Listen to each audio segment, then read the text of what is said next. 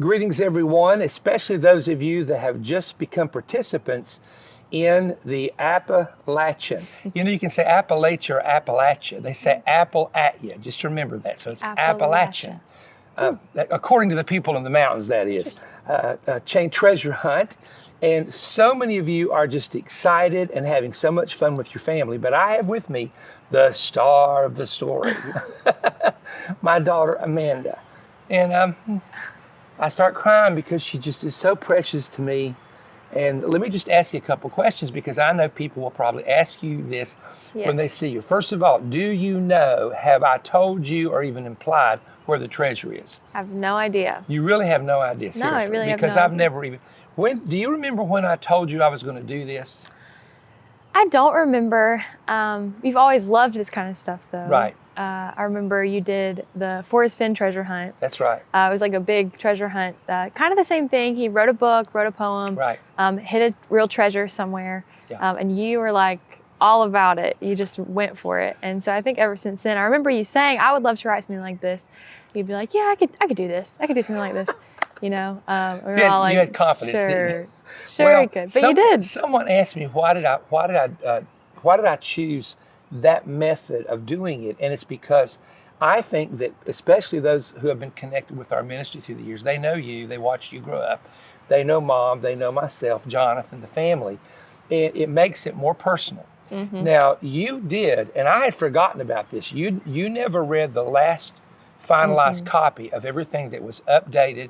We threw some pictures in there, some drawings and things. So you did not read it then. You did, though, read bits and pieces that were actual stories that happened to you. So let me, just so the people will know, when I've told them that a lot of the stories are true, you can verify that, right? Yeah, a lot of the stories Like are the true. time that you did get lost with your friends. I did. I got lost in the In woods. a forest. Yeah, in the woods. In the woods, yes. I say a forest, the woods. So a forest is woods to me, and woods is a forest, you know. Let me ask you something. If you had a group of young people come to you, and they would say, Amanda, if you were doing this, what would you do? How would you try to solve this? And I know you don't know really what's in the book, but how would you try to solve it? I mean, I think I would say read the book all the way through the first time. that's what I've told people. Then you can kind of see the whole story. And then from that point, I would break it down. I don't know how it's written, so I don't know if there are like specific highlighted clues that are already in there. I'm not sure if you would. Well, that's why you're not supposed to know. Yeah, I'm not supposed to know. I'm not supposed to know. But I would say read it full story, big picture, break it down into little things. And then if there are specific things that you've pointed out in the book that feel like an important detail, it's probably an important detail. So one of the things that we are not going to do at this point, notice I said at this point, is people are asking, are there any other clues? They've got some good questions. And so what I'm going to do, I'm going to give it time to brew in the pot. I'm going to give it time for people to read it, look through it, go through it, etc. And what I'm going to do is probably every so many months, if it's not found, it may be found by the summer. I've always said somebody with the right mind that can break this thing could actually find it by summer. So this is why it's important, if people do not have the book yet, to go ahead and get the book and start on it. Now, when I did Forrest Fenn's hunt, it took 10 years, and someone finally found that his treasure after 10 years. Of course, his was hid in a box and had the coins, gold coins and everything in it. It's a little bit different than what we have here going on. But we have literally concealed a key, and that key is in a certain container. It has a certain message in the container with the key, and you have to get that. No one knows what the key looked like. No one has ever seen the key but me, myself, and me. And someone said, well, Perry, what if something were to happen to you, and Lord forbid, before, and it's not found, how will we know the details? And we've talked about that, and we're going to make arrangements for certain things down the road if it's not found. Now, the hunt, as you know, goes on for 2 years.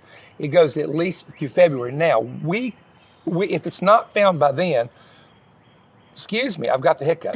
I could extend that hunt for 3 months, 6 months, or a year if I choose to do so. So I'm going to leave that up to what we decide to do. And if people are really interested and people say, Perry, I think I'm close, we might extend it. We don't know. But if it's not found by 2 years, the plan at this point is I will take Amanda and we will start right here in Cleveland, Tennessee. I will tell you this clue. Cleveland, it's not in Cleveland. Cleveland is the starting point. That's very important without me going into detail. Cleveland is the starting point of the hunt. And so we will start here and we will actually go through the book and take the clues all the way. She told me, she says, Dad, you got to let me read the book. And I said, no. And here's the reason I don't want you to read it yet, is because she has friends that she knows who want to do this. And Amanda is so kind to people that they would say, man, what do you think this means? And Amanda may say, well, it could mean this, but I don't think she would. Yeah. I trust her with it. I think she would say, no, my dad's told me I can't participate. So no one who's ever worked for us in the ministry, no family member at all, or relative for that matter, is allowed to participate at all. Not that they could give you a clue. That's not the reason. So in fairness, no one will ever say, well, they knew Perry, they worked with Perry, so he just told them something. We're trying to make this where people have no way of coming back and saying something like that. That's not going to happen. Yeah. Do you think tell me in your opinion, like who will have fun with this really, if in your opinion? Yeah, well, I think everybody, I think it's a really great way to bring families together because I think it's for everyone. It's for people my age. Certain people enjoy it, I'm sure some people are like, wouldn't want anything to do with it or don't think that way. But for people that like a mystery, you like puzzles, you like to solve puzzles, anybody, any age, young, old. And I think it's a great way for people who might not have a lot in common, younger kids, Getting parents, together. grandparents, to get together and to share something with We're each having other. a lot of parents say it's the greatest thing that they've done in years because it's getting the family together. Now, Right. two other areas we're having, which is an interesting conversation, is we have so many people that say, well, we live so far away from those mountains. But what many people don't realize is using the right tools and methods in the book, you could probably solve 80% of it to 85% right where you're at. So that's what you got to keep in mind. I would not, and I'll tell you what I would not do. There are names of places in the book. However, I would not necessarily just get in the car unless I had the money and the time. And you may have the money and the time to do it, but I wouldn't necessarily just drive all over the place randomly, because what you want to do is you want to focus and hone in on something. So I know everybody's excited, and when the summer comes and the kids are out of school, it's a great time to get out. But the main point is, don't be frustrated about it if you go somewhere and say, well, the clues weren't there we were looking for. You need to have fun. And with the Forrest Fenn thing, we went to Colorado how many times? Oh, and it wasn't twice, even in Colorado. 3 times. You were dead set, though. But you do know all the clues did fit one spot. They and did. Mr. Finn, before he died, even said that I was a far thinker. Now, that was in the newspaper. You know that. He did say Mr. Stone's a far thinker. He did. But it was actually in another state. And the guy that found it admitted that he took like 25 days off work and looked in an area that was the size of a football field maybe before he found it. Now that was concealed pretty well. Wow. But anyway, that was the big one. But this is the first one to my knowledge of the level, which is about $500,000 in prizes, that has ever been Christian based. And there are scriptures, there are verses, there are stories of churches in there. And that's why we know the Christians will have a lot of fun. Now, you don't have to be a Christian to do this. So go to perrystone.org, get the Appalachian, I want to say it right, Appalachian Trail Treasure Hunt book. And it's 20, I think Charlie, it's 28 chapters, if I'm not mistaken. Those 28 chapters are 28 different stories.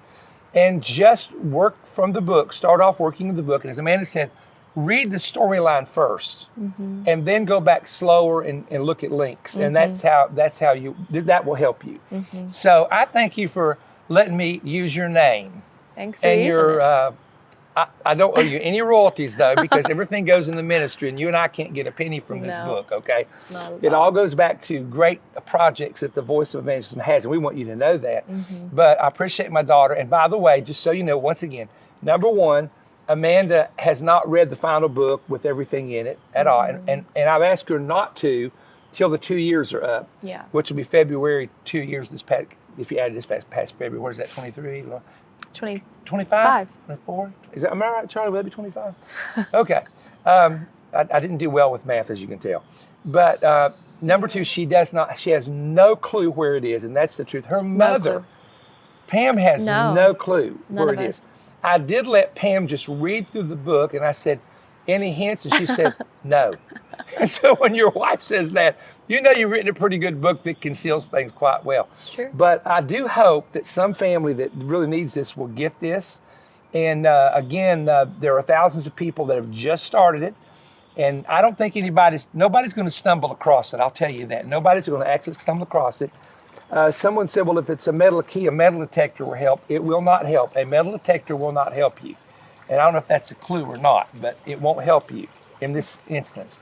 But I would not, so you'll know there are no clues outside of what we've written in the book. One lady drove all the way to an area and asked a guy, do you have a clue for me? So there's no one else that has clues at all anywhere in the United States. So I want to let you know that as well.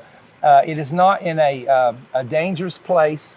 I think it's a pretty safe place, although anytime you're walking through the mountains or walking through hills or valleys or between trees, especially in the summer, look out for reptiles, look out for, there's animals in these mountains. So use wisdom. Always, that's why I told you to read the rules first.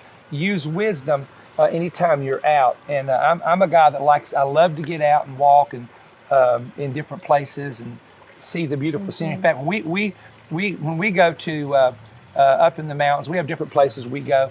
I'm always taking the back road, ain't I? And Mom, she's with me, and Pam's going, Perry, the curves are getting me.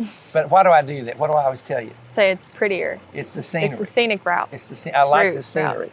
So I'll have Amanda come on some from time to time, and we're going to do, again, as we get a few months in, there'll be a little nugget. I'll tell you a little bit more on how to solve it. So please, if you see me do a YouTube video or Facebook video and you're into this, be sure and watch it. And if you're not into it yet, I'm going to tell you something. I have 80, 90-year-old people saying, I've read the book. I love it. I'm reading it again. It is so much fun. I love reading the stories.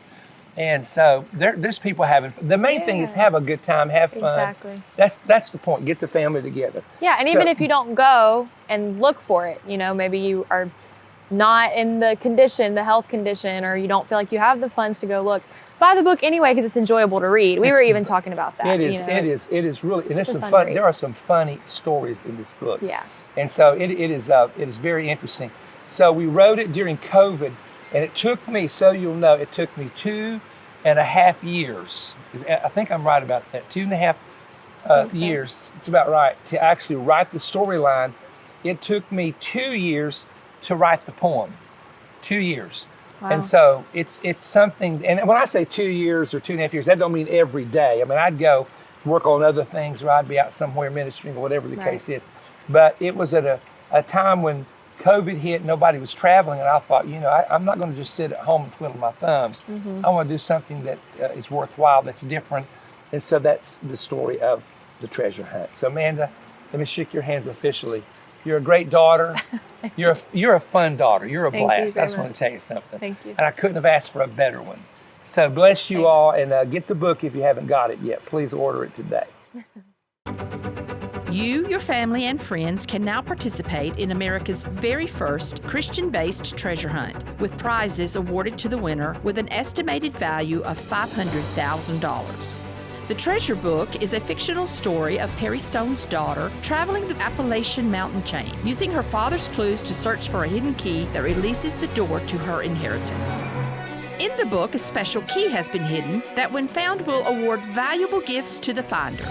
Follow the rules, compile the correct clues to discover the hiding place, and then retrieve the key. Present the key to Perry Stone, revealing how you solved the mystery from the book's clues to be awarded fabulous gifts. The prize items were donated by businesses and individuals specifically for this search. The items include fabulous diamond, tanzanite, ruby, sapphire, and emerald rings, valuable earrings, bracelets, necklaces, and gemstones, elaborate gifts from Israel, including trays of bronze coins, silver Roman emperor coins, ancient silver Greek coins, and valuable Jewish coins of antiquity. The prize also includes gold, silver, and platinum American coins with numerous Morgan silver dollars, along with 1-ounce silver bars and silver rounds. Included are American Eagle, graded and slabbed silver dollars, and signed sports and celebrity cards. There is a major stamp collection along with authentic ancient Holy Land relics. 2 of the highest valued prizes are a famous and rare 1,950-year-old temple shekel and a beautiful gold Roman emperor coin. Anyone of any age can participate. You will need the book, The Treasure, to solve the mystery of the hidden key. The search is designed for individuals, families, youth groups, and small groups. Work together to solve the puzzle. Many of the clues can be solved from your home or office. However, a trip must be taken to discover the final clues and the exact spot. No one who has in the past or present worked for Perry Stone or any of his ministries are allowed to participate. Eligible individuals can participate by purchasing the 152-page, full-color, 28-chapter book, The Treasure, to research clues to the key's hiding place. The book is $35, and there is a limit to 2 per family. It is only available through Voice of Evangelism and not in any bookstore. Income from the book goes toward the Voice of Evangelism's 7-point outreaches. Order this exciting and unique book by calling 188-21-BREAD or go to perrystone.org. You can also request the book by mailing in your donation of $35 or more to Perry Stone, P.O. Box 3595, Cleveland, Tennessee 37320, and request offer TR1. Order now and be one of the first to receive your copy and begin a fun journey with family and friends to research the clues and solve the mystery. If you enjoyed this YouTube content, there's an important website you should know about: perrystone.org. Perrystone.org is an essential resource for the latest books, audiovisual presentations, and digital products from Perry Stone Ministries. Resources that cover the same kinds of topics discussed in the program you just watched. Stop in and see all that's available at perrystone.org.